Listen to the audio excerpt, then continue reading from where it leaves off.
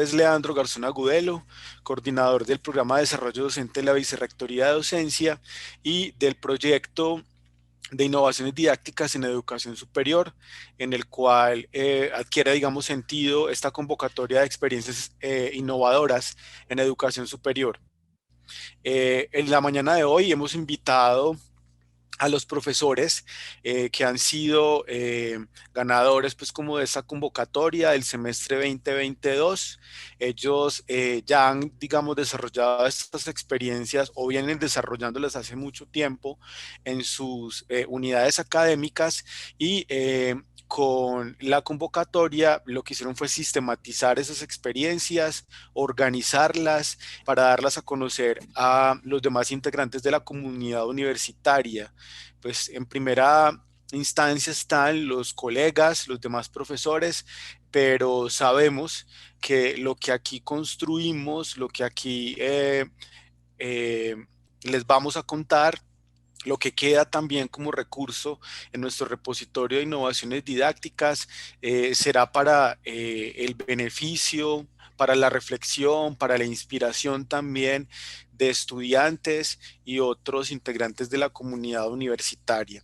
Este proyecto de innovaciones didácticas del que les hablo y que tiene como uno de sus componentes la convocatoria de innovaciones didácticas, pues no funciona solito, ¿cierto? No es solo la convocatoria. El proyecto está amarrado a un sistema de iniciativas de la vicerrectoría que propenden por fortalecer nuestra incursión en esta discusión sobre el tema de la innovación educativa. Uno de los casos, de los casos, digamos, de la innovación educativa es el de la innovación didáctica.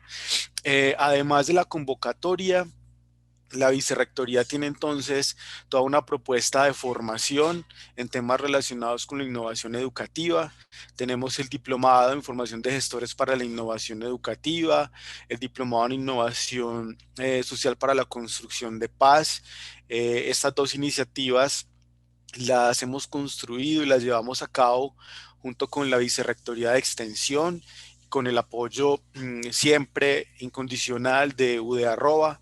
Eh, También tenemos algunos cursos que tocan esos asuntos y a partir del espacio entre colegas también de la Vicerrectoría de Docencia, pues se han difundido algunas charlas relacionadas con el tema y este ha servido como un espacio para la discusión y para enterarnos también de qué hacen nuestros colegas en términos de innovación, no solo en la sede central de la universidad, sino también en las sedes y seccionales de las regiones.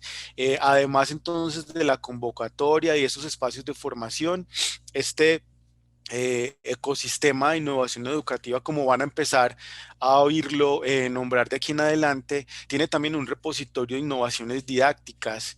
En ese repositorio no solamente están alojadas todas las experiencias ya sistematizadas producto de esta convocatoria, sino también otras experiencias que profesores o incluso estudiantes de la universidad creen que se pueden visibilizar en este espacio. Además de eso, encontrarán en ese repositorio algunos recursos para que los profes empleen en sus clases o que puedan adaptar también para el trabajo que hacen en sus cursos y en sus unidades académicas. Y finalmente, pues el ecosistema tiene también un evento, nos proponemos hacerlo cada año, en el que daremos a conocer digamos, nuestras experiencias relacionadas con la innovación educativa, por supuesto, pero también será la oportunidad para dialogar con colegas de otros contextos, de otros países, de otras instituciones, como lo hicimos el año pasado en el marco de Integratic 2020. Entonces, esto para que tengamos en cuenta que lo que vamos a ver esta mañana no se gesta solito, pues en primer lugar está como la función tan importante que los colegas han cumplido en sus unidades académicas, pero también vale la pena reiterar la relación que esta iniciativa de la convocatoria tiene con esos otros componentes del proyecto de innovación, con esa idea de un ecosistema para la innovación educativa, que no es otra cosa que, digamos, brindar estrategias, iniciativas, recursos para que esto de la innovación educativa sea un discurso vivo en realidad en la universidad. Entonces yo les doy la bienvenida a este espacio, que será un espacio de conversación entre colegas y del cual estoy seguro vamos a aprender muchísimo. Vale decir también que este encuentro queda grabado y servirá como recurso también para muchos de nosotros en nuestras clases o para nuestras discusiones. Bueno, esa es entonces la presentación que tenemos, que pensé hacer. Camilo, entonces comenzamos con las socializaciones. Claro que sí, Leandro. Entonces, contextualizar que durante el año 2020 tuvimos Ah, de dos acuerdo. convocatorias de innovaciones didácticas en la que en cada uno de ellos pues tuvimos un evento de socialización, ¿cierto?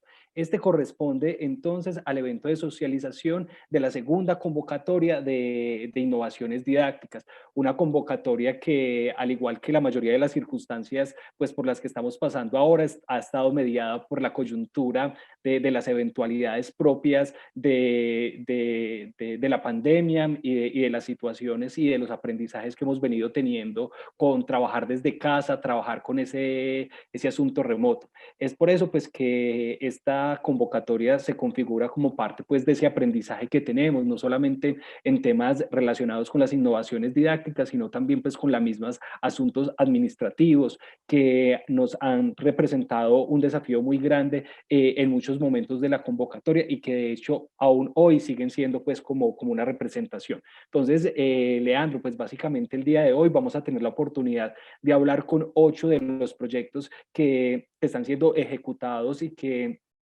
de alguna manera tienen diferentes diversidades en la medida en que vienen desde diferentes frentes, desde diferentes facultades, desde diferentes áreas del conocimiento, y yo creo que eso nos enriquece nuestro debate. Entonces la conversación en la mañana de hoy está enfocada en eso, en que nosotros podamos hablar un poco de conocer a las personas que hay detrás de estas iniciativas, que finalmente siempre detrás de una iniciativa de innovación didáctica siempre hay una persona, hay un profesor o un grupo de personas que le están poniendo la cara y están apostando por este proyecto. Entonces es conocer un poco quién es esta persona y pues también que de una manera muy simple podamos relatar de qué se trata esta innovación didáctica, porque ese también es un aprendizaje que debemos tener como comunidad universitaria, y es de qué tratan las innovaciones didácticas, porque de alguna forma ha sido un terreno en el que hemos visto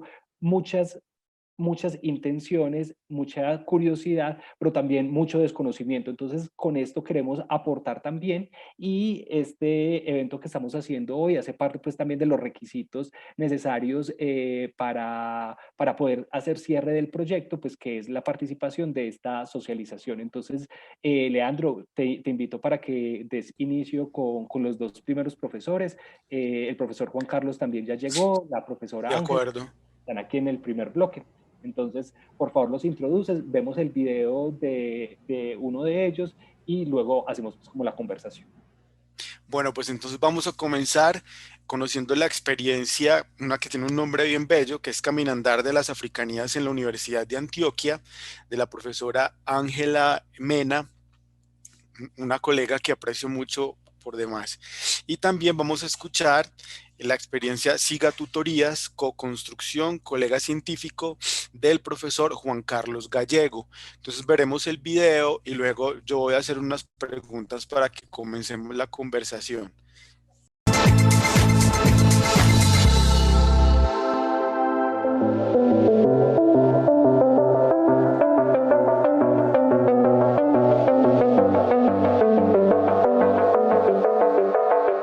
Soy Ángela Emilia Mena Lozano Chocuana, docente de la Facultad de Educación. Hago parte del colectivo ampliado de estudios afrodiaspóricos CADEAFRO y del grupo de investigación en diálogo de saberes. Coordino el programa de estudios de las africanías y desde ahí hemos montado esta investigación sistematizando el caminandar de las africanías en la Universidad de Antioquia. Son coinvestigadoras en este proyecto Loanda Suárezcito, Valeria Moncada, María Eugenia Morales Mosquera, Isabel Romaña, Víctor Hugo Mosquera, David Cabezas, Julie Paola Bermúdez y Hamilton Becerra. ¿Cuál es la problemática? Observando las consecuencias de la colonización y la trata transatlántica, identificamos que en los procesos formativos de la universidad hay consecuencias de la violencia epistémica. Una de ellas es la escasez o inexistencia del pensamiento africano y afrodiaspórico en la mayoría de libros de texto académicos. Por ejemplo, sucede que en las ciencias sociales, naturales e incluso las artes están sustentadas en autores que han manifestado abiertamente su racismo antinegro. Otra de ellas es la posible deserción de estudiantes pertenecientes a comunidades indígenas y afro derivados de la colonialidad del saber que afectan los procesos formativos, profesionales y humanos. Formar profesionales que reconozcan y valoren la historia y los acontecimientos de las africanías es nuestro objetivo de fondo, al sistematizar esta experiencia realizada por el Programa de Estudio de las Africanías y el colectivo CADEAFRO. La Sancofa y la Conversa Sabrosa fueron las principales metodologías de trabajo. La primera nos mueve a revisitar el pasado desde el presente de las vivencias para recoger aprendizajes. Y la segunda potencia el palabreo, la dialogicidad franca y abierta que activa el sentipensaber de quienes participan en la experiencia, en clave filosófica del vivir sabroso. También utilizamos la lluvia de ideas, revisión documental, análisis descriptivo y categorial del material recolectado. El principal destaque que hacemos al sistematizar el caminandar de las africanías en la Universidad de Antioquia es fomentar allí un cambio de creencias y presupuestos racializados que todavía subyacen en nuestras prácticas formativas. Al abordar estas experiencias afroeducativas, contribuimos a la solución de problemáticas relevantes en la universidad, como el racismo, la falta de pertenencia de la formación profesional a los territorios y a la deserción en la comunidad universitaria. En cuanto a aprendizajes, innovación educativa e innovación didáctica, ¿qué puede aprender la universidad de la sistematización de estas experiencias? Lo primero, que más allá que incluirnos, es poder integrarnos, aprender que en la diferencia, en la diversidad, está la riqueza de los saberes. Un espacio tan plural como la universidad es justo que sea habitado por todas las voces y los colores. Un currículum donde todos los saberes puedan comulgar, donde todos podamos estar, donde todos nos podamos escuchar. Y ello como una posibilidad para aprender y que seamos unos profesionales más humanos en el mañana. Estas experiencias afroeducativas contribuyen a la solución de problemáticas académicas como el racismo, la falta de pertenencia y la deserción en la comunidad universitaria, al favorecer la creación de ambientes de aprendizajes creativos, críticos participativos, incluyentes y diversos. Como ejemplo tenemos la Cátedra Manuel Zapata Libella, el Club de Literatura Macamé o la experiencia de conversatorios de malungaje internacional. De este modo, el proyecto lega un valioso material para seguir investigando en aristas más especializadas en temas de las africanías en la educación, en las ciencias sociales, en las ciencias de la salud, entre otras. Además, deja un valioso material y herramientas pedagógicas que pueden nutrir la docencia universitaria en diferentes campos del conocimiento.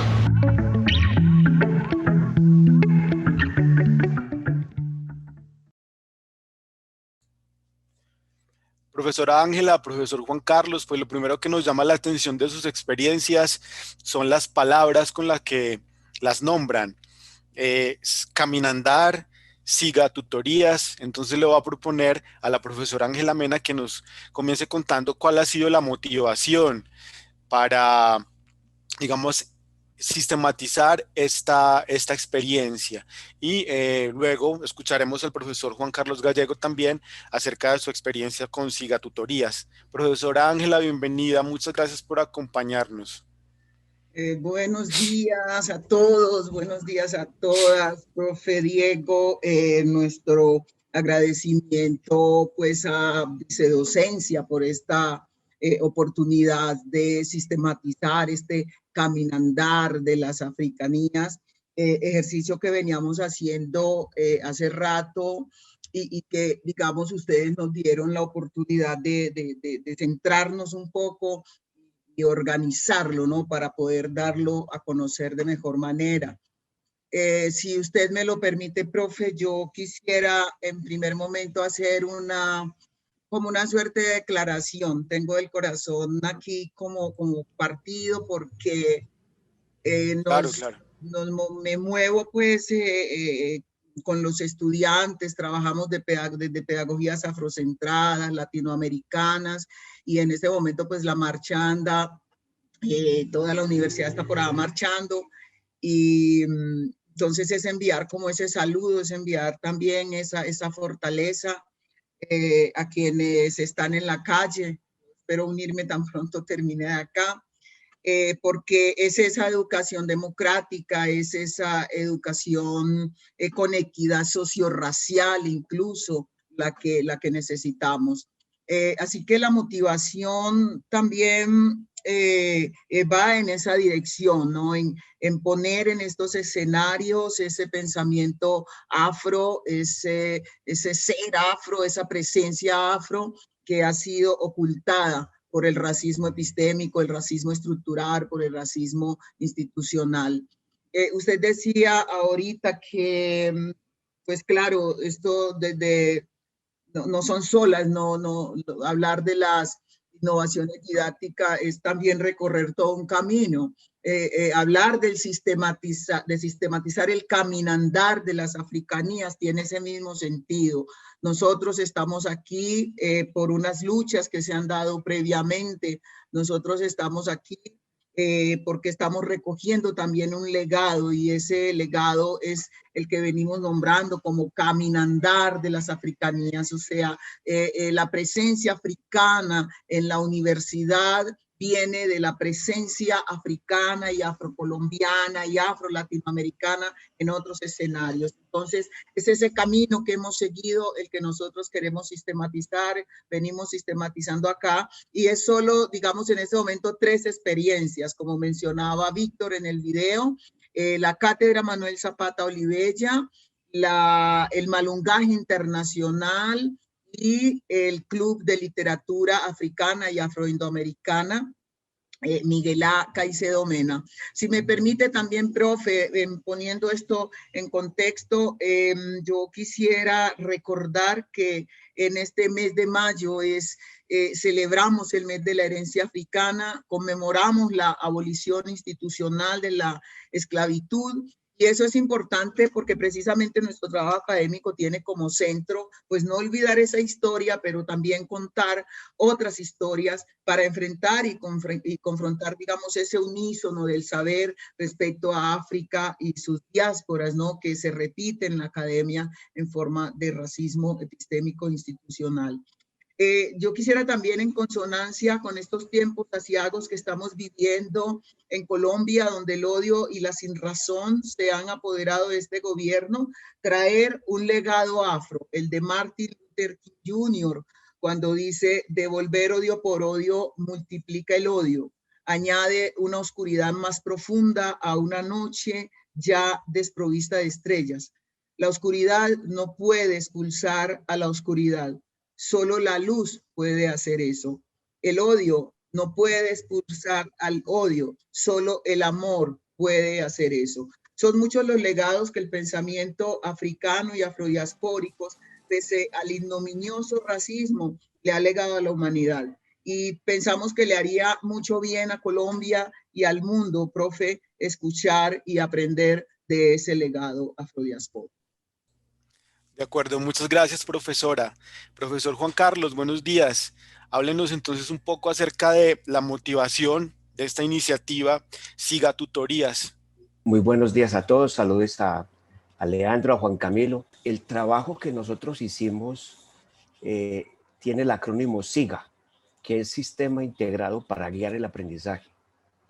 Fundamentalmente está en relación con la tutoría de investigación. Este trabajo lo hice con el profesor Carlos Arturo Soto Lombana, profesor de la Facultad de Educación, amigo mío desde el año 2009 más o menos, por estas razones que nos unieron. ha sido decano de la facultad en varias ocasiones. Luego me acompañaron la profesora Lady Mejía Arroyave, que ella es de química farmacéutica o de ingeniería de alimentos. Yo en los sitios los tengo un poco solapados. Y también la profesora Tatiana Lopera Mesa, que es colega mía de la Facultad de Medicina. Nosotros estamos, tanto ella como yo, en la Facultad de Medicina. Entonces, la motivación es muy sencilla. Hacer un doctorado es algo muy difícil. Todo el mundo lo sabe. Es muy difícil. Y hacerlo sin una guía es mucho más difícil. Entonces, todos los investigadores, aquí tenemos un asunto clave. Las universidades, tanto nacionales como internacionales, están contratando como profesores a investigadores de alto nivel, y entonces se asume que automáticamente con uno tener un doctorado es como si supiera, primero que todo, dar clase, y lo otro, ayudar a guiar una tesis de doctorado. Y esas dos asunciones son falacias. Entonces, lo que yo hice desde el principio en mi trabajo de tutoría con los estudiantes de doctorado, yo percibí que habían dos personas. Yo tuve dos estudiantes empezando, y estaba yo muy buñuelo, y tuve esos dos estudiantes. Uno era una persona con experiencia en laboratorio de varios años, la otra era una persona con experiencia docente de varios años, ambos supuestamente con conocimiento, dominio específico del tema de investigación. Nosotros lo que trabajamos es de laboratorio. Yo soy biólogo celular molecular y trabajamos con virus. Trabajamos con el virus dengue. Buscamos drogas antivirales, entender la infección para poderla controlar. Y también estudiamos la evolución de los virus, porque como ustedes saben, en la pandemia, los virus son los organismos que, bueno, no les dicen organismos, son los entes biológicos que evolucionan más en toda la Tierra. Bueno, volviendo al caso de los estudiantes. Yo tenía esa estudiante que tenía experiencia en laboratorio, incluso tenía más publicaciones que las que tenía yo como tutor, y tenía este otro estudiante que no tenía experiencia en laboratorio, pero era profesor de biología molecular durante como 6 u 8 años. Ambos tenían más o menos la misma experiencia. Con los dos me fue muy mal como tutor. Entonces yo, a diferencia de muchos profesores, no pensé que el problema estuviera afuera, sino que el problema está adentro. Entonces empecé a estudiar el problema y me di cuenta que el asunto era mucho más complejo. Correctamente dicha la palabra complejo, o sea que tiene múltiples factores que interaccionan de diversas maneras, y hay distintas miradas para resolver ese problema. Entonces lo que hice fue empezarme a preparar en distintos campos para poder resolver el problema de cómo hacer la tutoría. Eso en inglés le llaman mentoring. Y curiosamente en otros países, en Australia, en Estados Unidos, hay programas de entrenamiento para los tutores. O sea, que los tutores aprendan a ser tutores, a dirigir tesis. Nosotros acá lo estamos haciendo a la topa trolonda. Entonces, el sistema yo lo que implementé es una rúbrica que tiene 18 criterios puestos en 3 esferas. Una esfera que se llama metacognitiva, cognitiva, otra esfera que tiene habilidades emocionales, asertividad, y una tercera esfera que es como comunicación. Entonces, lo que me di cuenta es que el asunto de convertir a un colega, ayudarlo a volverse científico, entonces primero que todo, ese modelo deficitario de que el jefe sabe y el alumno aprende, eso es otra falacia.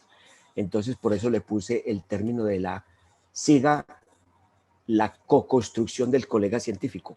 Podríamos cambiarle al colega investigador, porque esta rúbrica aplicaría para cualquier disciplina, y lo que pretende es guiar al estudiante en todo ese proceso, que el estudiante se vaya dando cuenta de toda la cantidad de recursos que él tiene que alinear para resolver un problema.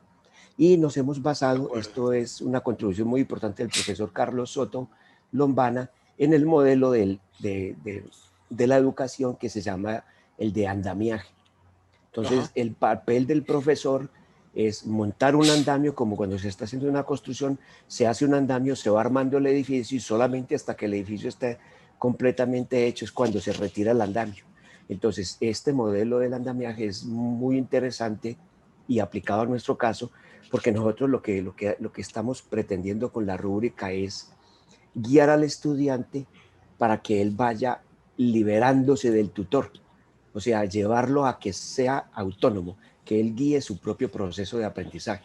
Por eso lo hemos llamado la co-construcción del colega, o sea, uno no enseña nada a nadie, como dice Paulo Freire, todos los hombres se enseñan entre sí. Entonces, los científicos y los investigadores también aprendemos entre nosotros. Lo único que hemos hecho nosotros es sistematizar con las notas. Yo todos los eventos, lo que hago es que yo tengo libretas en las cuales anoto todo.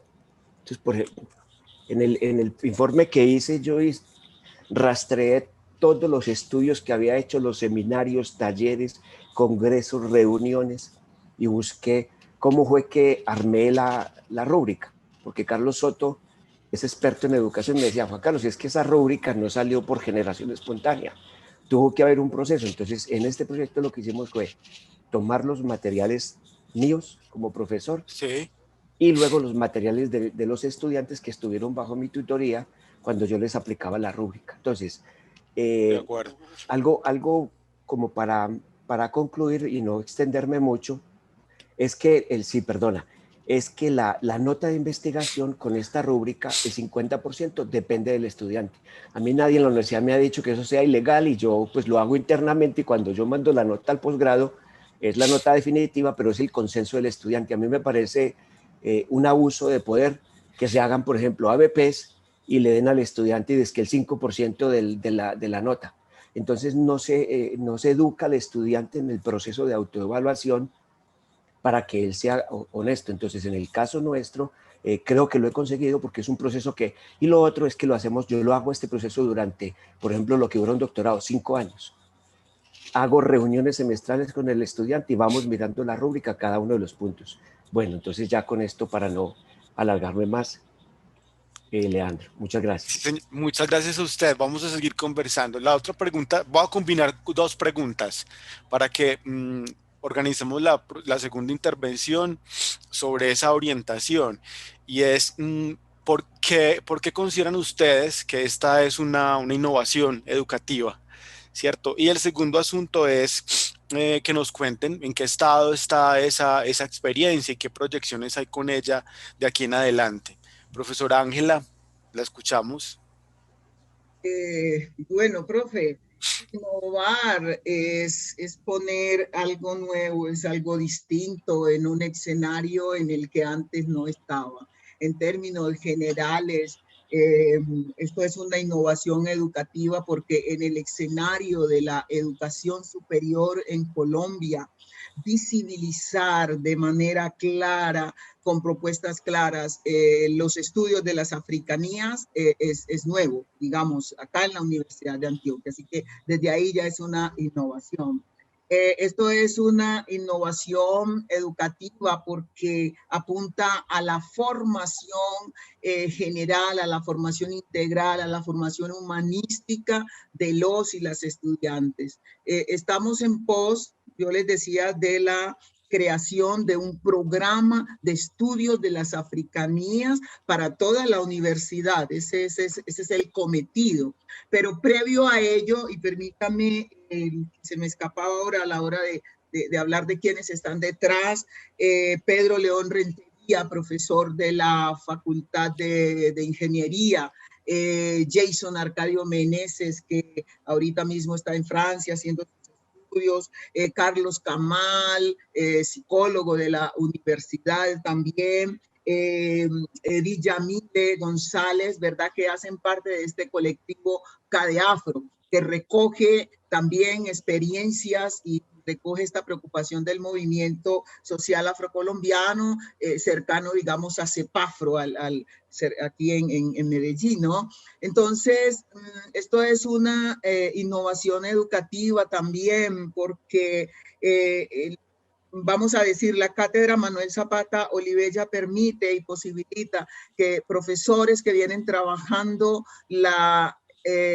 los estudios de la africanía, la etnoeducación, vengan a ese espacio formativo a contarnos, a ampliarnos los conocimientos para comprender y aprender más sobre África, sobre sus diásporas, sobre las afrocolombias, como dice el profesor Ramiro Delgado, ¿verdad? Entonces ahí hay una innovación en lo conceptual, temas y líneas de trabajo en este gran campo de los estudios de las africanías. Es también una innovación didáctica porque, por ejemplo, en el Club de Literatura, organizamos un club de literatura africana y afroindoamericana, y el año pasado le dimos espacio a ese gran pensador Manuel Zapata Olivella, que en la universidad poco se le trabaja y poco se le conoce, y que tiene una, digamos, es el pensador más importante de Colombia por esa prolijidad, no solo en el estudio de la realidad social, sino también por ese diálogo que hace de Colombia con otros contextos. No solo está pensando en lo específicamente afro, sino en esa trietnicidad de la sociedad colombiana. Y eso en la universidad es una innovación. Hicimos innovación didáctica en el sentido, por ejemplo, del malungaje.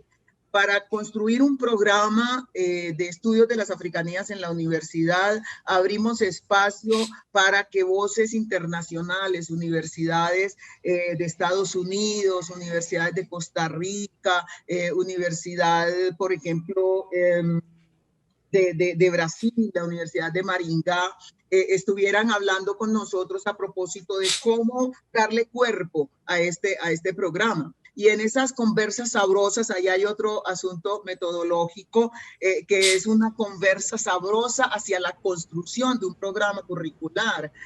Hablar con estudiantes de pregrado, con estudiantes de posgrado, con intelectuales, profesores de la Universidad del Cauca, con organizaciones sociales y colectivos sociales que nos están diciendo, hey, requerimos que en la universidad el pensamiento africano y afrodiaspórico aparezca como un pensamiento válido también, como un pensamiento riguroso, pero además es innovador también porque la voz del saber popular, la voz de las comunidades entra aquí en clave de contenido de un lado y de modo de decir de otro. Así que por eso consideramos que esta es una innovación didáctica, incluso si usted ahorita me lo permite,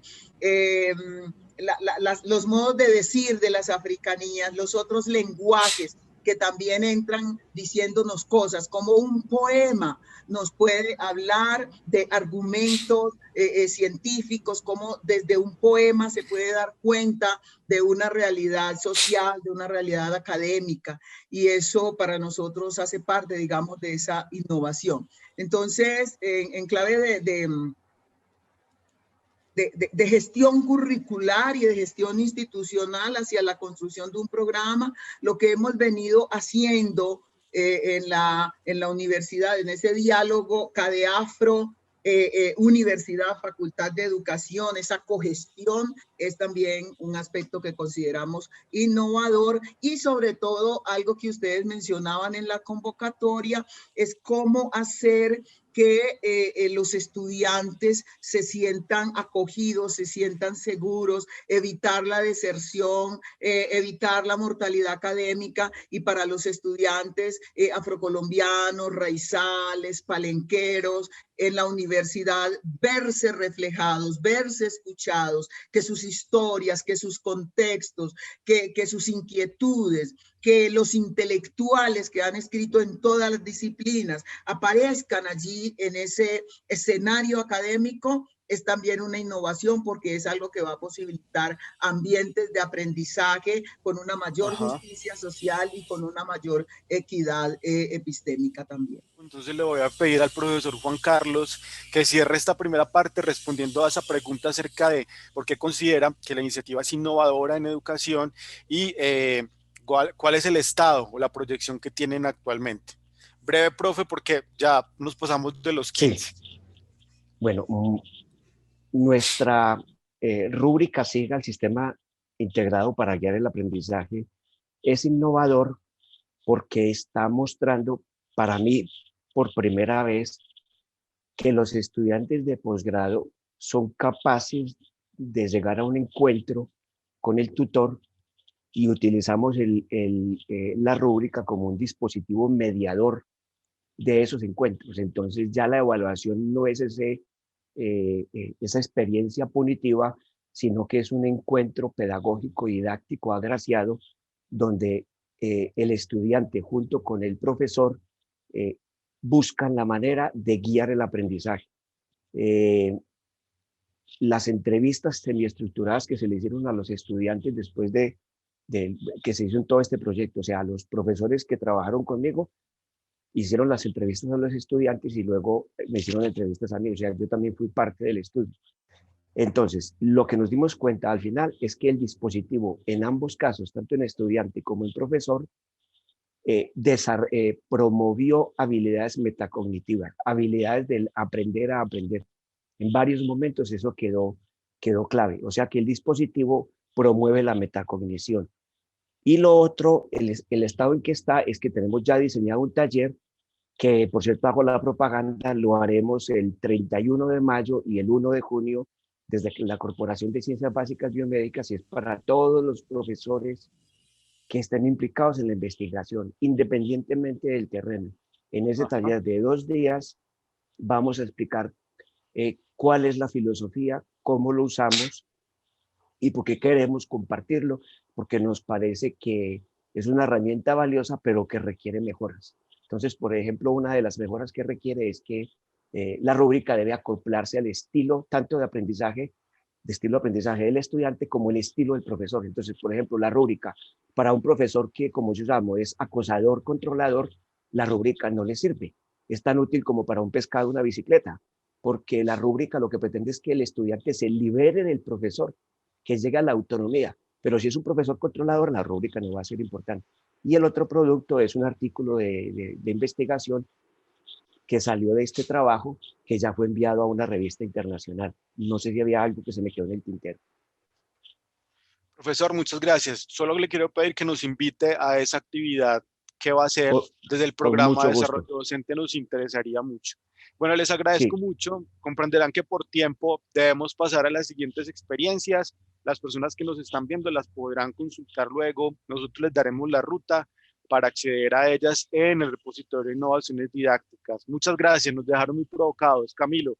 En este bloque vamos a hablar entonces con 2 profesores que tienen 2 proyectos muy relevantes también con los que vamos a hablar. Vamos a estar hablando con la profesora María Edith Morales Mosquera, que también nos continuando un poco con el tema que veníamos hablando ahorita acerca del tema afro.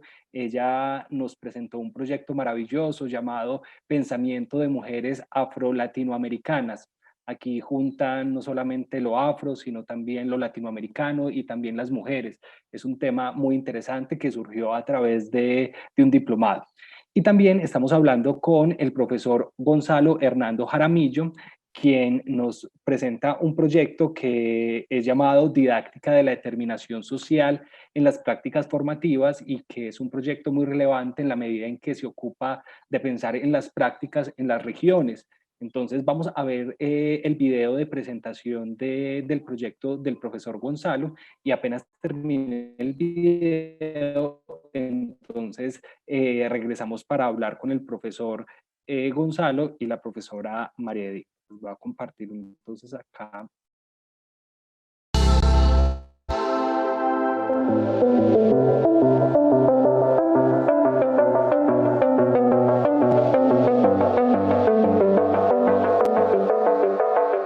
El proyecto intervino en los ámbitos familiar, escolar, laboral y de organizaciones sociales, con apuestas educativas y pedagógicas para la vida buena y el buen vivir de la salud. Para reconocer su papel didáctico, este proyecto se acudió a una sistematización dialéctica en 3 momentos. El de recuperación, que se logró de manera retrospectiva a través de una línea del tiempo en todo su proceso de implementación. El de tematización, a partir de encontrar su fundamento didáctico en las dimensiones éticas, políticas y teóricas. Y de apropiación y potenciación, a partir de estudios documentales y diálogos y talleres con informantes claves. El proyecto nace en el marco de la Alianza Global por un Futuro Libre de Caries, capítulo Colombia, con un trabajo interinstitucional de los años 2014 a 2016 en el municipio de Andes, ubicado en el departamento de Antioquia. Para el municipio, el sector económico más importante es el monocultivo de café, con una fuerte tradición religiosa y un arraigo por las prácticas populares y comunitarias en salud en sus 6 corregimientos. El análisis de situación de salud revela unas condiciones de salud inequitativa y una dinámica de desigualdades derivada a su vez de las condiciones sociales, económicas y culturales propias de la población. De allí que la sistematización se pregunte por el papel posibilitador de la didáctica de la determinación social en salud para hacer frente a dicha inequidad y sus desigualdades. La didáctica de la determinación social es una apuesta formativa que nace en el seno de las prácticas descentralizadas de la Facultad de Odontología en los espacios territoriales del municipio de Andes para el análisis e intervención de situaciones de salud. Una propuesta formativa del eje sociohumanística para el curso Sociedad, Salud y Servicios del programa de odontología, orientada por quien les habla, Gonzalo Jaramillo, odontólogo con formación en educación, prácticos, fundamento histórico y político. Integra la didáctica general y la particular y actúa en los diferentes frentes de enseñanza y aprendizaje con acciones concretas en el marco de lo público. Incita al empoderamiento, el diálogo y la autonomía. Reconoce lo procesual, resuelve problemas e interviene en los diferentes niveles individual, particular y general con una fuerte vocación de cambio. Se reconoce como un buen coayudante en el incremento de las capacidades resolutivas en contextos de aprendizaje. Asimismo, un buen instrumento para actuar de manera coordinada frente a las necesidades del contexto en la dinámica de las políticas públicas. Asimismo, en el reconocimiento de realidades y el agenciamiento de procesos participativos. Finalmente, es un buen canalizador para el trabajo integral e integrado de carácter interinstitucional e interdisciplinario. Respecto a los aspectos más relevantes del proyecto, queremos destacar que este dinamiza y potencia los procesos investigativos de contexto y para el contexto, potencia las formas organizativas locales, posibilita la formación de agentes de cambio y por último incita al reconocimiento y diálogo de aprendizajes secundados de otros saberes.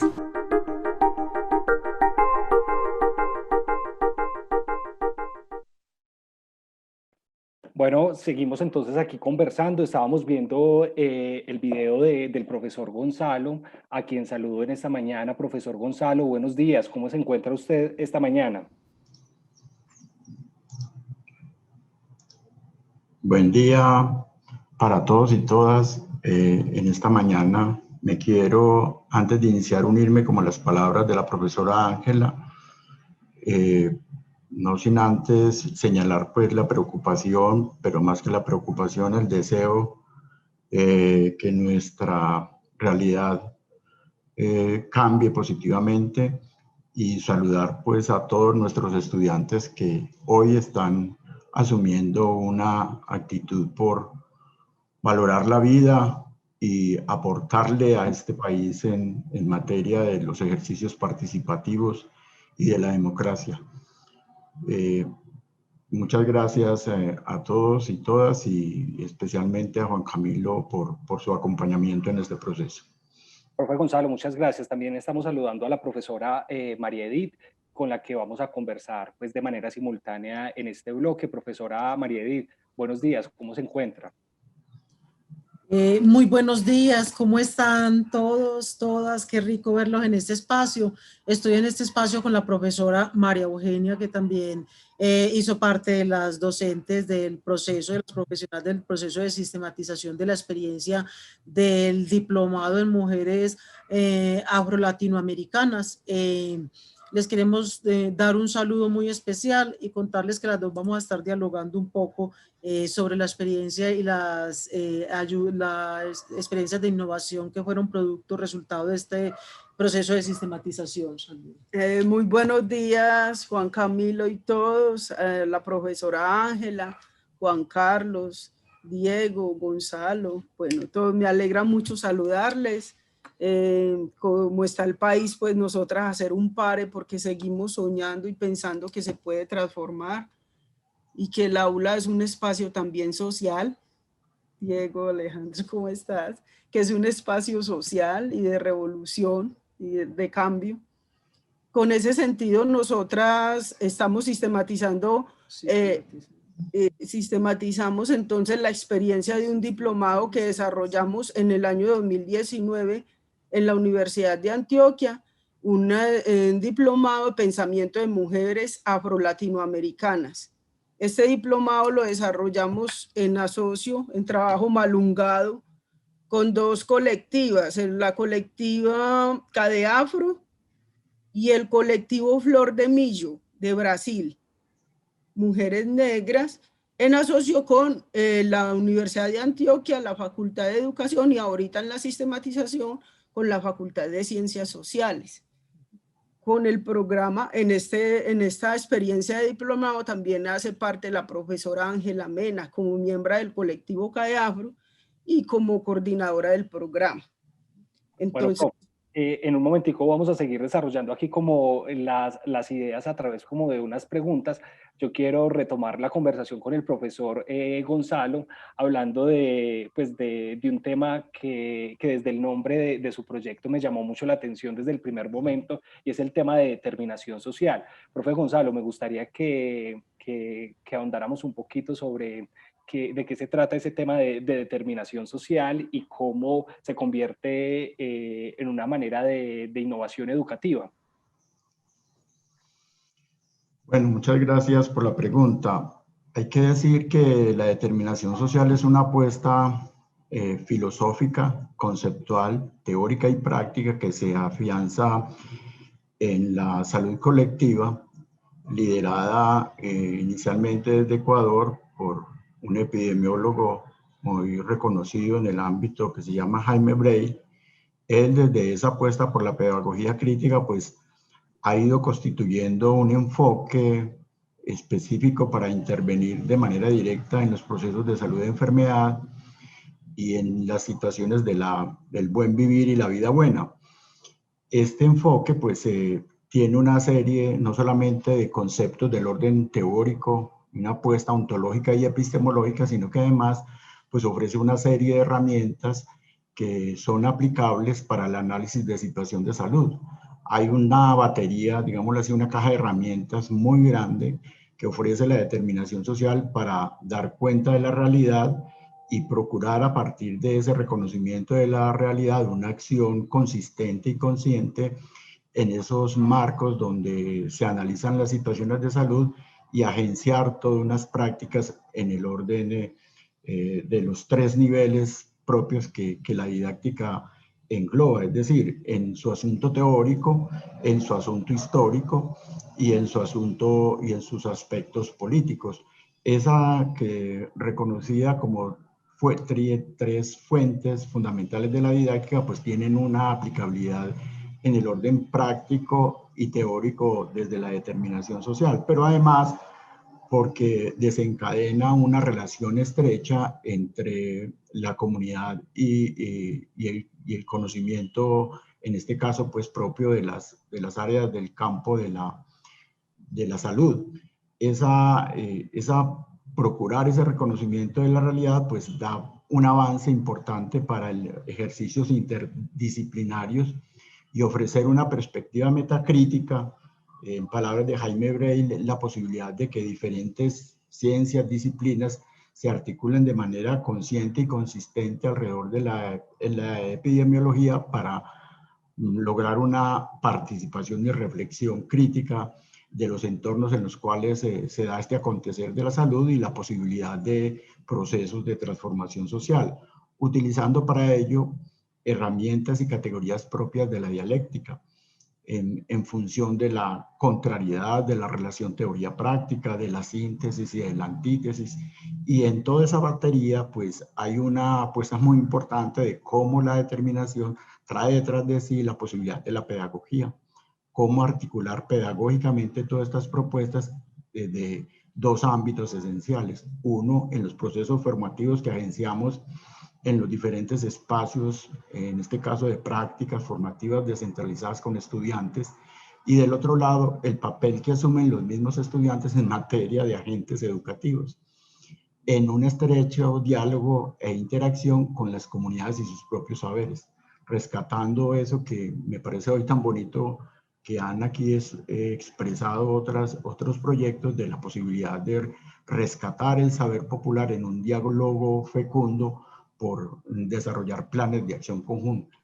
Entonces todo ese rastreo pedagógico y didáctico pues lo hicimos no solamente a través de su caja de herramientas, que es muy importante. La determinación ofrece una caja de herramientas bien interesantes, desde unas matrices que permiten relacionar las condiciones favorables y desfavorables de las situaciones de salud, sino que además trae detrás de sí una posibilidad de dar cuenta de la historicidad, de dar cuenta del metabolismo en la relación sociedad-naturaleza y otra serie de categorías fecundas de esta apuesta, y que nos permitieron en este caso generar a través de un territorio demostrativo por casi 12 años un seguimiento y un trabajo en asocio con la institución, en este caso la institución universidad, la institución hospital del municipio de Andes, y una alternativa que se viene generando desde la relación entre empresa y universidad, con un territorio que consolide una apuesta por 12 años, y eso pues fue lo que pretendimos sistematizar en esta apuesta didáctica. Claro, profe, uno de los aspectos que yo más destaco de este proyecto es la intencionalidad de formar y de acompañar a agentes de cambio. ¿Cómo el proyecto funciona en ese sentido? Muchas gracias. Mira, uno de las cosas más importantes es ese diálogo de saberes que se posibilitó.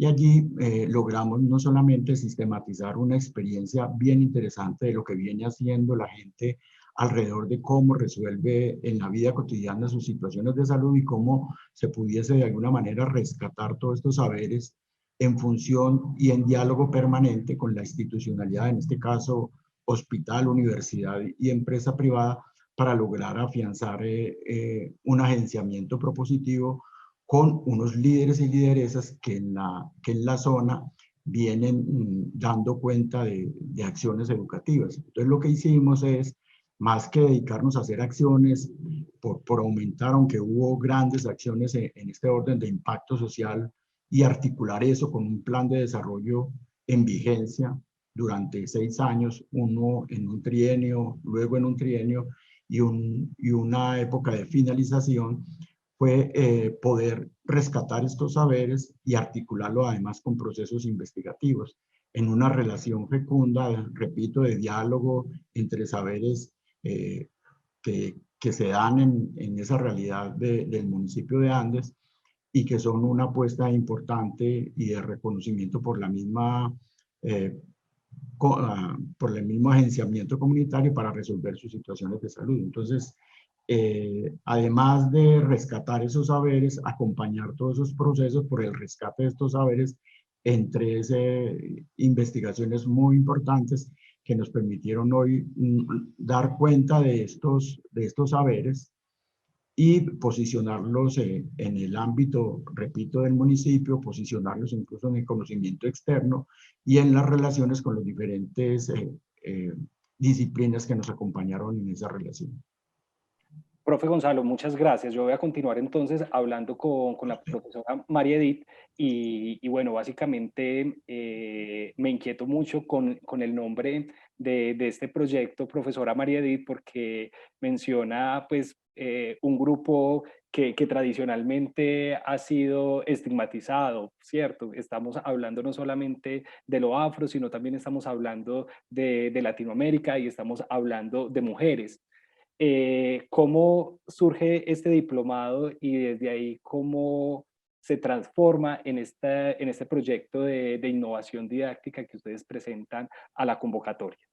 Sí, bueno, buenos días. Quiero contarles que la propuesta del diplomado, tiene razón, convoca a un grupo de mujeres que tradicionalmente han tenido una característica muy importante, y es que no solo han sido víctimas de discriminación por el hecho de ser mujeres, sino por el hecho de ser mujeres y mujeres negras, que tienen una connotación muy distinta.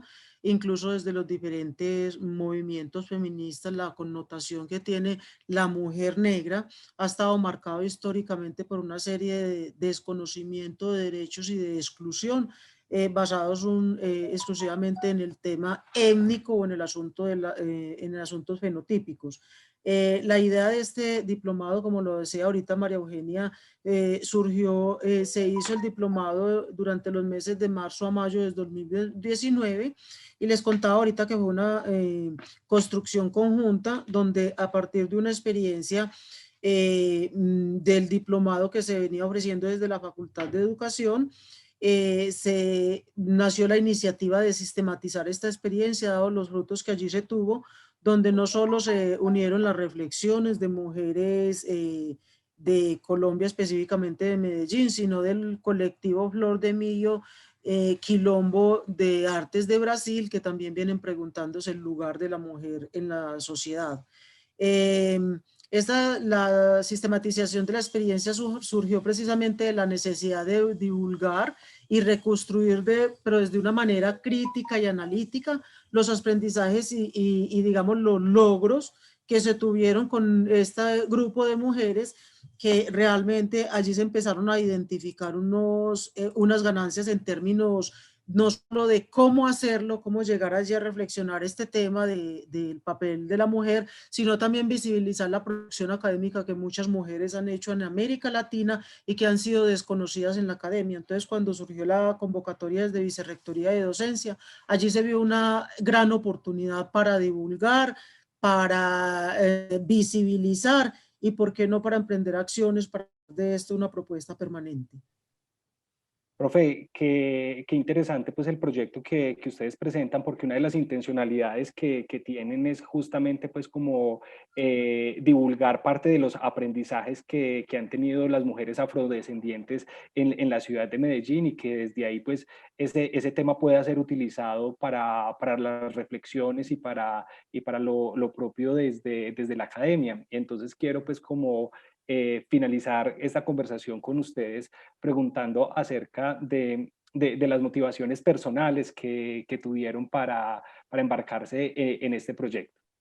Bueno, yo ahí sí quiero hablar, y quiero también que hable la profesora María Eugenia, porque es muy importante en esta sistematización, y sobre todo que somos mujeres, también mujeres afro, mujeres negras, las que participamos en toda la sistematización, porque ahí tenemos un lugar de enunciación muy importante, y es nuestro autorreconocimiento dentro de un grupo diverso como es el grupo étnico afrocolombiano. Y otra motivación, o sea, ese lugar de enunciación tiene que ver con nuestras historias de vida, tiene que ver con las luchas personales que hemos dado para poder acceder a algunos espacios donde aún se manifiestan y permanecen vivas prácticas discriminatorias, ahora muy camufladas, pero que aún permanecen en nuestro medio, y en especial también en el medio académico. Entonces ahí estamos conformados por mujeres, todas profesionales, estudiantes, incluso con formación posgraduada, las que estamos allí, porque estamos también visibilizando, digamos, toda esta problemática social, y esto partió desde nuestro ser.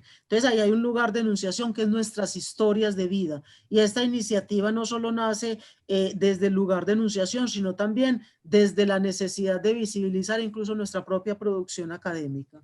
María Eugenia nos puede ampliar también su Claro que sí, profe María Eugenia, la escuchamos. Bueno, muchas gracias. Sí, como la profesora Edith ya lo dijo, básicamente surge de dos colectivas, como los habíamos mencionado, CADEAFRO, que desde 2010 viene incidiendo en acciones para la reivindicación, reconocimiento episteme de los pueblos afro en la Universidad de Antioquia y en Medellín, y Quilombo Flor de Millo, que también tiene una gran experiencia en Brasil.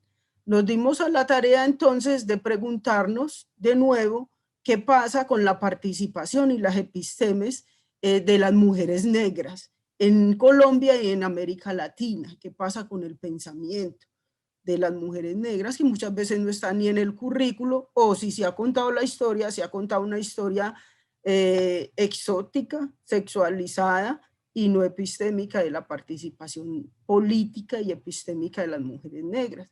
Con esta ideal, entonces, y desde nuestros lugares de enunciación, empezamos un diplomado que agrupó no solo personas, sino también organizaciones de mujeres en Medellín y en Antioquia y las de Brasil, y además tuvimos la oportunidad también de estudiar el pensamiento de mujeres de Brasil, de Argentina, de Colombia, de Chile, mujeres negras que vienen haciendo una gran producción académica, pero esta producción es poco conocida en el currículo universitario y en la vida académica en general.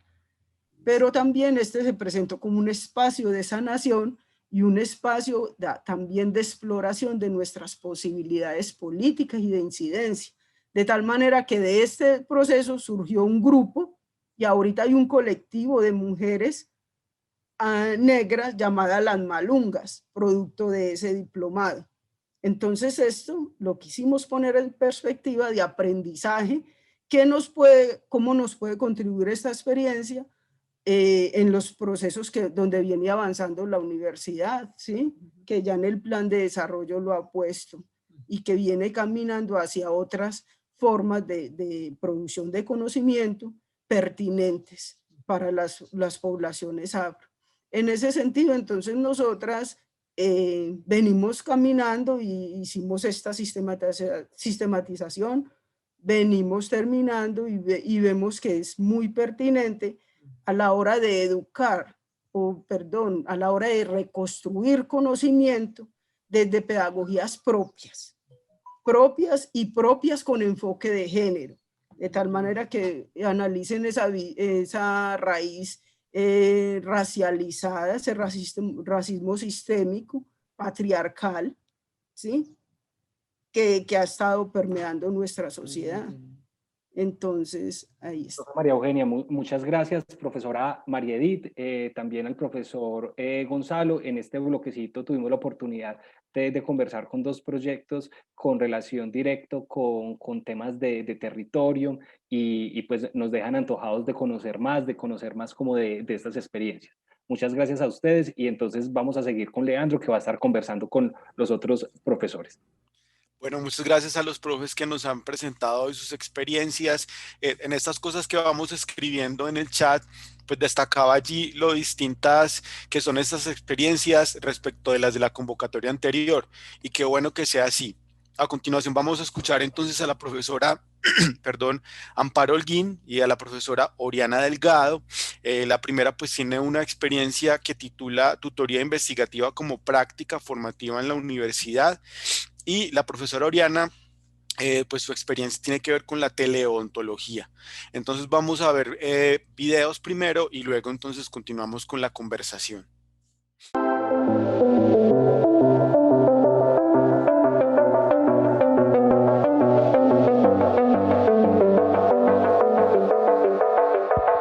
Soy Amparo Holguín Higuita, con pregrado en Sociales, Geografía e Historia de la Universidad de Antioquia, especialista en Desarrollo del Pensamiento, magíster en Educación con énfasis en Educación Superior y doctorado en Filosofía, con experiencia en pregrado y posgrado de 4 universidades de la ciudad, incluyendo la Universidad de Antioquia, en la cual laboro desde el 2001.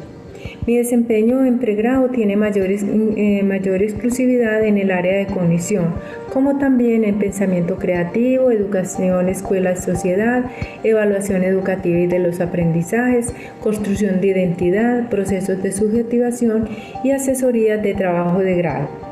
Y en posgrado, seminarios específicos, dirección y jurado de tesis de maestría y doctorado. La iniciativa de tutoría investigativa como práctica formativa en la universidad surge de la reflexión crítica sobre la experiencia como directora y jurado de tesis. Asimismo, la revisión de los programas de investigación en posgrados de una unidad académica en particular de la Universidad de Antioquia, y en la cual se sirvió el curso de tutoría investigativa en el 2019. Un segundo curso fue ofrecido desde vicedocencia en el 2020 y el tercero también de vicedocencia en el 2021-1. En todos ellos, sus participantes coinciden en la importancia de resignificar la tutoría investigativa por su influencia en la formación del nuevo relevo generacional de investigadores. Esta iniciativa tiene como objetivo convocar a docentes, directores de tesis y nuevos potenciales, como son los estudiantes de posgrado de diferentes unidades académicas, al estudio reflexivo y crítico de la tutoría investigativa y su valoración desde orientaciones teóricas, conceptuales, relacionales, éticas y metodológicas, que permitan a los participantes el diseño de una propuesta teórica práctica de la tutoría investigativa en sus respectivos protocolos de seguimiento y valoración del proceso según el contexto académico en el cual se encuentra. La propuesta es innovadora. ¿Por qué?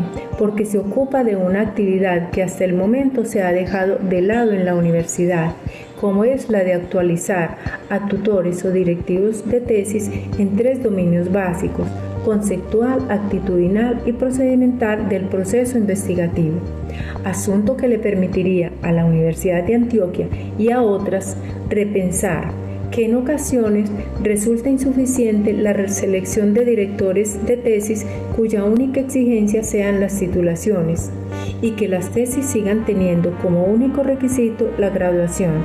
Mientras tanto, queda por fuera el objetivo de formar el nuevo relevo generacional de investigadores en dominios tanto científicos como relacionales, éticos y socioemocionales, que propicien el desarrollo de habilidades reflexivas, argumentativas y propositivas en sus tutorados, de manera que al terminar sus posgrados puedan seguir vinculados a grupos de investigación, investigando y publicando desde su campo de acción, dentro y fuera de la universidad.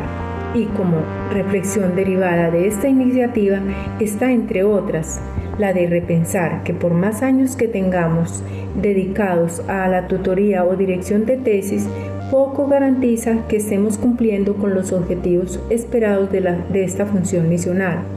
Si descuidamos el intercambio con otros pares, el contexto con la literatura que la respalda y la reflexión crítica sobre los dominios conceptuales, actitudinales, éticos y procedimentales derivados de cada una de estas experiencias investigativas. En este mismo sentido están centrados los hallazgos de esta experiencia, cuál es la necesidad de cualificar esta actividad con el factor valorativo, relacional y ético de la investigación. Luego, la cualificación de la tutoría o dirección de tesis en las diferentes unidades académicas constituye al momento un reto para la universidad que se proponga por mejorar la formación investigativa como uno de los pilares misionales, la investigación en la universidad.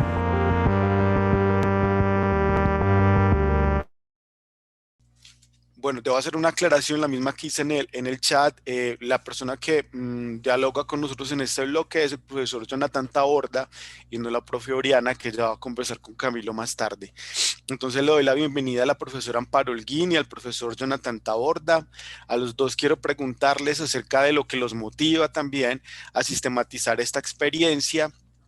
Y me gustaría que abordáramos también en esa misma intervención esta pregunta sobre la proyección que tiene su iniciativa en la actualidad. Entonces, ¿qué tal si empezamos con la profesora Amparo? Profesora Amparo, buenos días. Buenos días, profesor Diego. Qué bueno saludarlo de nuevo. Muchas gracias por esta oportunidad.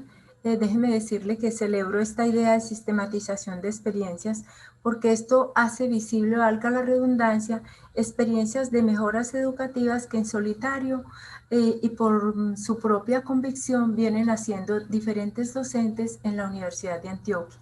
Entonces, esta idea de esta sistematización puede convertirse en estímulo para otros que también están haciendo cosas maravillosas y que puedan en adelante compartirlas también como hoy lo estamos haciendo algunos, pues los aquí presentes. Cuando hace la pregunta ¿qué me movió en particular a esta iniciativa? La reflexión sobre una actividad de tantos años que la vengo ejerciendo y la conversación con otros colegas también tutores o directores de tesis tanto de la Universidad de Antioquia como de otras universidades. Entonces el diálogo con ellos sobre cómo lo veníamos haciendo y cómo hacerlo mejor, y movilizados también por resultados de estudiantes, angustias que nos han compartido, y también como a partir de la experiencia como jurados de tesis, socializaciones, ver en particular situaciones en las cuales esta actividad se torna pesada, agotadora, estresante y de paso generando malestar en muchos estudiantes, alteración de su estado emocional y su salud mental también deteriorada, y de paso también la de sus familias, porque esto también afecta a sus familias. Entonces, todo este cúmulo de experiencias compartidas me llevó a mí a formular una propuesta inicialmente de un curso que no se pretende dar, como quien dice, modelos, dar recetas, sino, como decía en la presentación, convocar a docentes, directores de tesis, directores de trabajo de grado en pregrado, como también a personal potencial de ellos, como son los estudiantes de maestría y doctorado en cualquiera de las disciplinas. También se quiso hacer este ejercicio no solamente, como lo pueden ver, para la Facultad de Educación, sino para las diferentes unidades académicas. Se tuvo como presente tres experiencias muy importantes, y lo que más motivó y que sigue en pie es ver cómo docentes de diferentes unidades académicas se dieron cita conjunta y en distintos momentos se llegó a los mismos acuerdos. La necesidad explícita de potenciar la parte actitudinal de nosotros como tutores. Entonces, la motivación principal fue eso, algo que estaba pasando y que estaba siendo una actividad tan rutinaria, no se le ha prestado atención, como decía en la justificación que mostramos ahora, y se pareciera que en muchos casos se convierte en una actividad de corte más bien burocrático. Primero, que se cumpla con un cronograma, y segundo, como requisito de graduación. Mientras tanto, quedan de lado los otros factores que bien ayudan a la formación del relevo generacional de investigadores dentro y fuera de la universidad. La otra pregunta, y es ¿en qué va o qué se espera de esta propuesta? De esta propuesta se tiene el manuscrito de un libro con estas experiencias. Se tiene, como estaba previsto, el informe final. Se tiene en este momento en camino ya bien avanzado un artículo para publicar en revistas ya contactadas. Y se tiene también en este momento en camino, ya bien avanzado, el anteproyecto sobre esta tutoría investigativa, a la cual se van a vincular docentes de la Universidad de Antioquia, de diferentes unidades académicas, como también de otras universidades de la ciudad, y entre ellas otra que es la Universidad Nacional de Bogotá.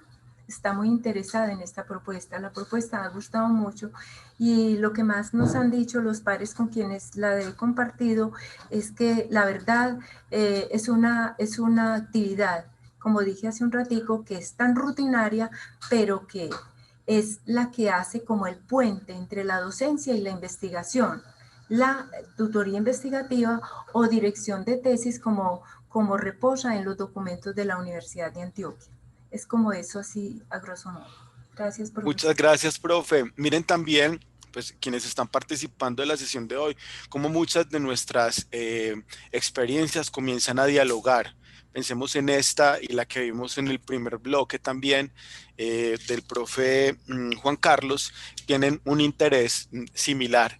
Entonces, conviene empezar como a establecer relaciones entre esas innovaciones. Ahorita el profe Jonathan entonces él nos va a hablar acerca de su sistematización de un instrumento de evaluación para el logro de aprendizajes. Profe Jonathan, lo escuchamos entonces. ¿Cuál ha sido la motivación y en qué estado va esta iniciativa en la unidad académica donde usted está? Bienvenido. Gracias Leandro. Buenos días para todos. Bueno, con respecto a la motivación, yo creo que es importante resaltar pues, varias cosas que han venido ocurriendo en el marco del proceso curricular.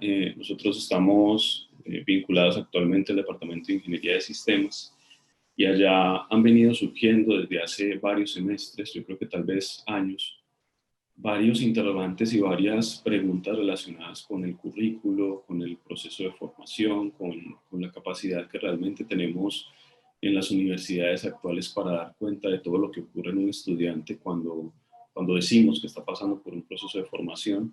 Eso involucra aspectos que tienen que ver con la gestión educativa, con el núcleo básico de la práctica educativa, ¿cierto? Me refiero como a lo que ocurre en el aula, pero también con todo lo que incide en el estudiante, ¿cierto? Hablando en términos de lo que se lleva, sea aprendizajes, ¿cierto? Sea competencias, sea resultados, sea lo que sea.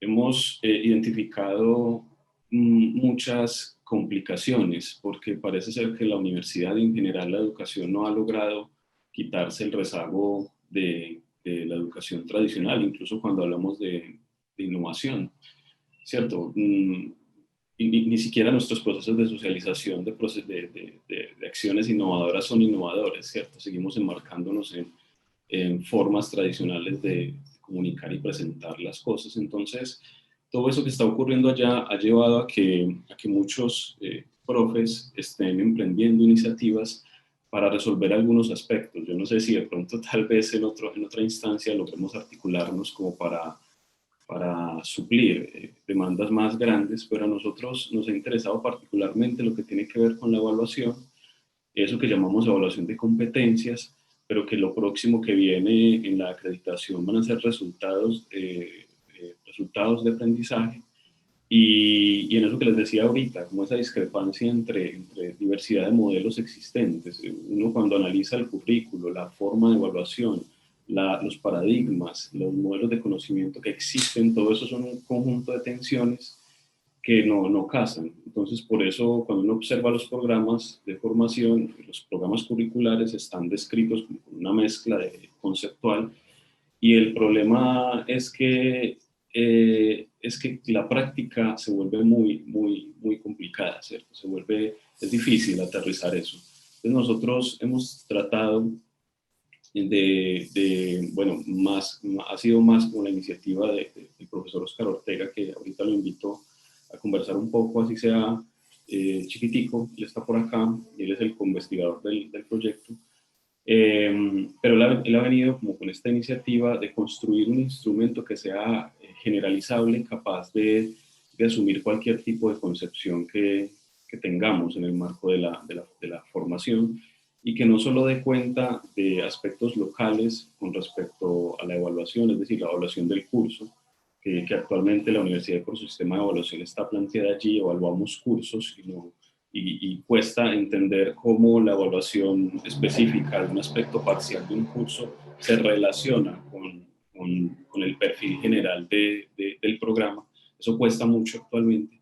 Digamos que la iniciativa es tratar de construir un proceso de evaluación que permita escalar a esos niveles del micro, del meso y del macrocurrículo, entre otras cosas.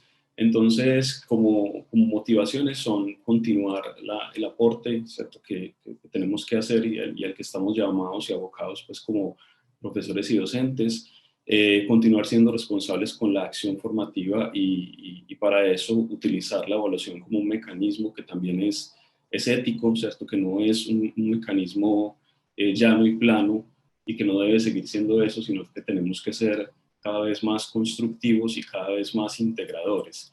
Coincido mucho con lo que algunos profes han estado mencionando con respecto a incluir también a los estudiantes en esta participación constante, o sea, como la autoevaluación y la coevaluación también deben ser elementos que se suman.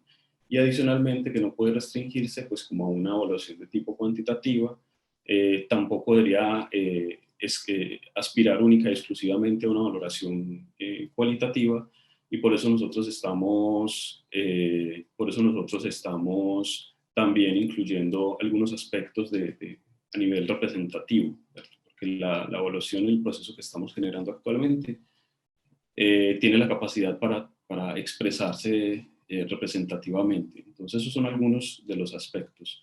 No, en este momento no tengo activa la cámara, creo que por ahí están escribiendo, me excusan o me disculpan pues como por mi postura.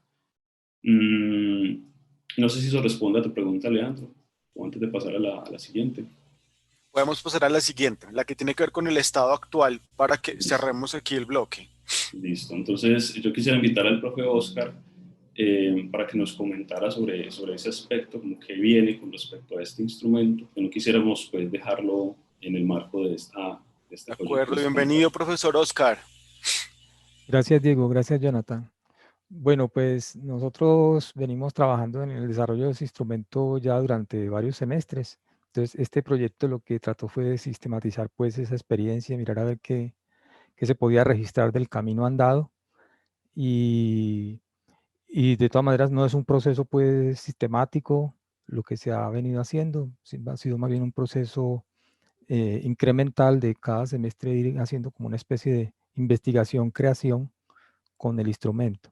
Entonces, el instrumento está muy incipiente, pero es prometedor, sobre todo en el sentido de que abre la posibilidad de que se puedan como trasladar hallazgos en la evaluación, en los aspectos más concretos que se dan al interior de los cursos,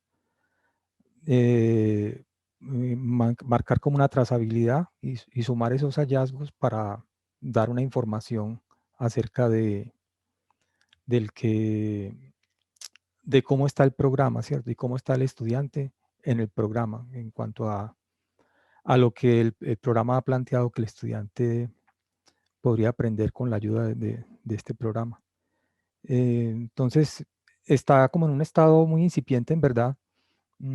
Estos proyectos son cortos y no alcanza uno como a desarrollar más, pero de todas maneras es el objetivo, ¿cierto? Es una sistematización, es como una especie de diagnóstico de en qué estamos. Y sí se nos han ocurrido muchas ideas, pero necesitaríamos como presentar más proyectos y por más largo plazo, tal vez de 1 año, 2 años, porque claro, es una tarea grande. Sin embargo, sí tenemos la expectativa pues de socializarlo, sobre todo al interior del departamento, a ver si le suena la idea a varios profesores, a varios compañeros. Y estemos pendientes de la próxima convocatoria, a ver con qué sale. Sí, ojalá que nos podamos presentar y sobre todo que sea un poquito más extensa, porque a veces se siente uno como atareado con todos los procesos administrativos y no En alcanza eso uno como a estamos concentrarse en trabajando, el proyecto. ¿verdad? Y que den más plata. Sí. También estamos trabajando en eso. Muchas gracias, profesores. Bueno, profesora Amparo, muchas gracias. Continuamos entonces, Camilo. Bueno, Leandro, muchas gracias a los profes que nos han venido contando acá, pues como su experiencia. En esta última parte de la conversación vamos a tener la oportunidad de escuchar a la profesora Oriana Delgado con su proyecto Teleodontología, Experiencias Innovadoras, y también al profesor Edwin Mauricio Santa con el proyecto Educación Física y Juegos Digitales. Pero entonces vamos a ver el video de la profesora Oriana para que nos introduzca aquí en esta conversación que, pues, con la que daremos cierre también pues como a este evento de socialización. Entonces yo les voy a compartir aquí la pantalla para que podamos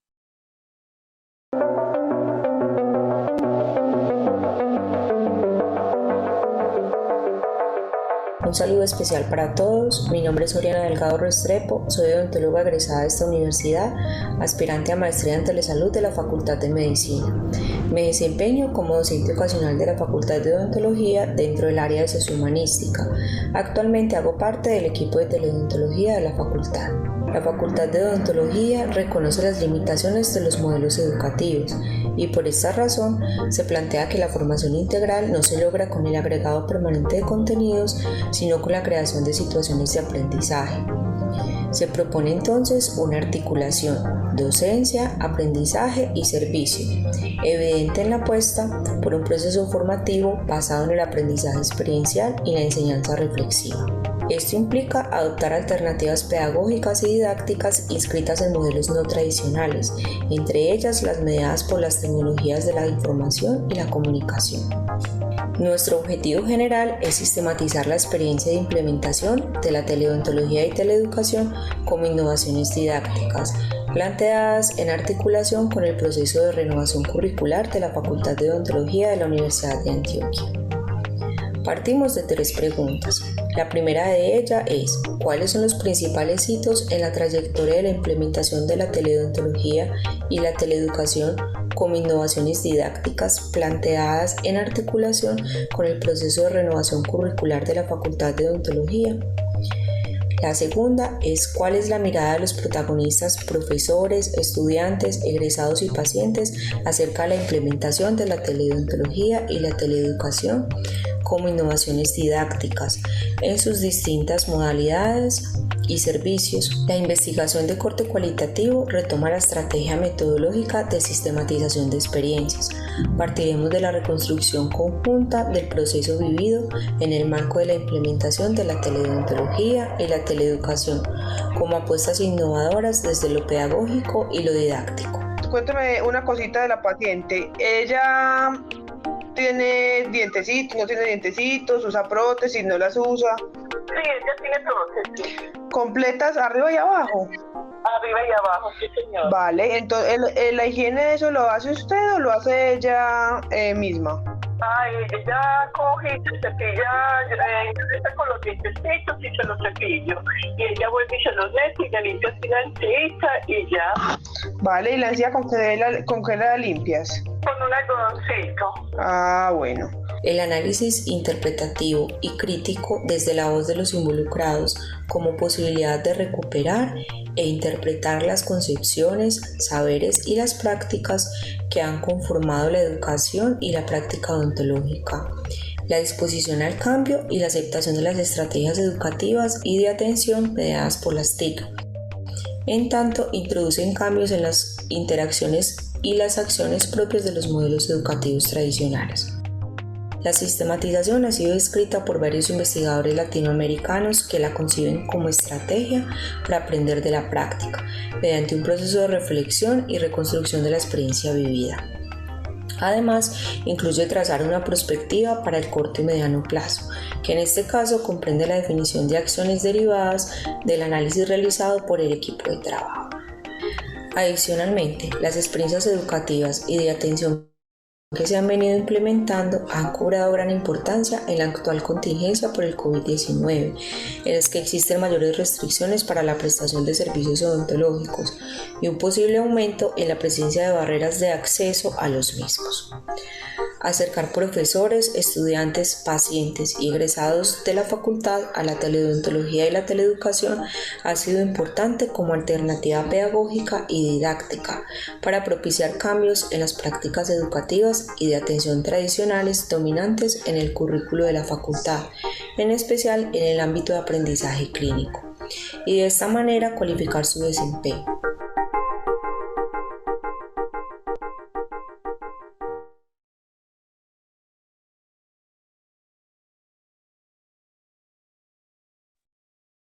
Bueno, teníamos ahí el video de la profesora Oriana que nos socializaba, a quien ya estamos viendo ahí en pantalla, profesora Oriana, y también vamos a estar hablando con el profesor Edwin Mauricio. Profe Oriana, yo quiero pues que de una manera muy concreta, por favor, porque ya vamos finalizando nuestra sesión, hablaba usted al final del video de la pertinencia de este proyecto en un contexto como el COVID, y me gustaría retomar esa idea acerca de los aprendizajes previos que se tuvieron en este tema de teleodontología y cómo esto pudo ayudar pues en el ejercicio docente o en el ejercicio del trabajo con los pacientes. Hola, muy buenos días a todos. Buenos días, Juan Camilo. Aquí en el grupo también están mis otras dos compañeras que hicieron parte del proyecto, la profesora Verónica y la profesora Emilia. Ellas también pueden entrar a apoyar en caso tal pues de que sea pertinente. Claro que Con lo sí. del asunto, muchas gracias. Con lo del asunto del COVID, parte del ejercicio que nosotros veníamos haciendo teleodontología inicialmente como proyecto, haciendo pues como un ejercicio académico al respecto, mirando las nuevas formas de prestación del servicio, partiendo incluso del análisis del sistema de salud y de pronto las deficiencias que tiene. Vimos como una posibilidad de acercar los servicios de salud a las poblaciones más aisladas y que más dificultades tienen para el acceso. Ya aparece pues todo este asunto de esta pandemia, de esta situación de salud pública que nos ha afectado tanto. Entonces como odontólogos nos planteábamos un nuevo reto y era cómo seguimos prestando esos servicios de salud, cómo seguimos haciendo los ejercicios de educación en nuestras comunidades y con nuestros pacientes con la situación del aislamiento pues que se nos presentaba y de un asunto adicional, y era la posibilidad de que estas poblaciones o se nos enfermaran con el COVID o que incluso empezaran a aparecer enfermedades de salud bucal que ya que han venido siendo objeto pues de priorización, por ejemplo la caries dental. Entonces se nos presenta esta posibilidad de acercar por medio de las tecnologías de la información y de la comunicación a estos pacientes, a la facultad y a nuestros profesionales, y de que la atención que en este caso sigue siendo pues mediada sobre todo por asuntos de educación, no se desligue del asunto. Digamos que fue una oportunidad de oro para nosotros explorar otras formas de hacer atención. Con los estudiantes inicialmente hay ciertos retos al respecto porque nosotros tenemos un modelo de educación todavía muy tradicional y para ellos no es posible de pronto en sus imaginarios concebir cómo esa atención de sus pacientes se puede hacer de una manera diferente. Pero una vez inmersos en el asunto y creada la posibilidad de que esto no fuera solamente un proyecto, sino que fuera transversal a los procesos que en la facultad se viven, tanto en las clínicas de pregrado como de posgrado, incluso la formación tradicional pues, de nuestros estudiantes, ellos ven como la posibilidad de integrar todos esos conocimientos previos que tienen con esa formación o con esa educación de las comunidades y del paciente, y lo ven como una oportunidad pues bastante pues valiosa de mejora. Incluso por eso hicimos la sistematización, porque queríamos escuchar de la voz de los que han sido implicados en este proceso sus perspectivas y generar nuevos conocimientos incluso a través de ellos. Profe Oriana, también pues está invitada la profe Emilia y la profesora Verónica para que nos respondan en ese sentido, y lo que quiero preguntarles finalmente está en torno a pues cómo cambia la perspectiva de los demás grupos de interés en el tema de la teleodontología, ahora pues que pues básicamente nuestro actuar está tan mediado por las tecnologías de la información. Me refiero a que de alguna forma un proyecto como este en otro contexto podría ser considerado como un asunto importante, pero no como tan importante como lo puede ser en este momento. ¿Cómo fue ese cambio a raíz de la actual coyuntura? Mis compañeras quieren responder. Están calladitas. Están calladitas, sí. Juan Camilo, pues digamos que se vio incluso la necesidad como profesionales. Los odontólogos fuimos de los primeros profesionales que fuimos mandados para la casa cuando empezó este asunto de la pandemia. Entonces, desde su necesidad laboral y desde su necesidad incluso de dar respuesta a las necesidades de atención que los pacientes seguían presentando, ellos se abocaron a eso. Bueno, entonces, ¿ahora qué vamos a hacer? ¿Cómo vamos a seguir respondiendo a las demandas de nuestros pacientes si no podemos acudir a lo tradicional y a lo presencial? Entonces, como facultad dimos respuesta de alguna manera tratando de generar formación en ello. Se hizo un curso de teleodontología para profesionales en el cual participaron 215 inicialmente. Ellos llegaron con la intención de adquirir herramientas que les permitieran pues seguir haciendo esa prestación de esos servicios desde esta nueva perspectiva que en otras áreas como la medicina ya lleva muchísima trayectoria y ha generado pues muy buenos resultados. En otros países incluso se ha mostrado cómo mejoran de alguna manera ciertos indicadores de salud pues a partir de esto. Pero nosotros somos conscientes de que todavía seguimos teniendo ciertos retos, todavía hay ciertas resistencias, los pacientes en ciertas ocasiones sienten que no es igual, obviamente tener esa interacción persona a persona, pues mediada por otras cosas, que tenerla a través de una cámara, como estamos haciendo en este momento este proceso de formación. Seguimos teniendo la resistencia incluso entre nuestros mismos compañeros que en ocasiones sienten temor a hacer el acompañamiento, por ejemplo, de un estudiante y de su paciente asignado con estos medios tecnológicos en comparación a los medios tradicionales. Entonces hay ciertos retos con los cuales seguimos trabajando. ¿Qué tenemos a favor? Que la experiencia que hemos hecho, como hemos tratado de que no sea un proyecto aislado, sino que sea un ejercicio juicioso, entonces ya hemos podido hacer integraciones con otros espacios o con otros actores, por ejemplo, la empresa privada, hay presencia también de otras facultades de la misma universidad, hay de otras universidades como el Pascual Bravo, que también se nos ha ido articulando de alguna manera para potenciar esto que nosotros tenemos pues todavía en desarrollo, o incluso de sectores externos. Nos han puesto, por ejemplo, el ojito en la Universidad de Chile para tratar de hacer pues como articulación juntos y de que el proceso no se quede como algo que, bueno, esta pandemia se va a controlar, no sé, en X tiempo, y el proceso ahí quedó y volvemos a lo tradicional, sino que sea algo que sea transversal a todos los procesos de formación de la facultad.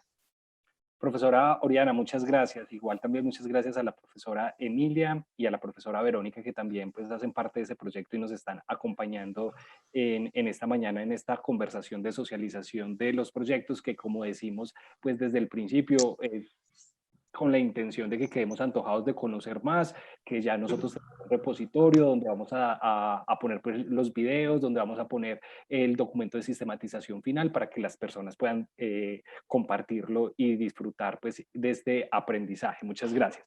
Profesor Edwin Mauricio, ¿cómo está usted? Por favor, lo invito para que conversemos de manera muy concreta aquí en estos últimos 5 minuticos de la conversación que nos quedan acerca de su proyecto Educación Física y Juegos Digitales.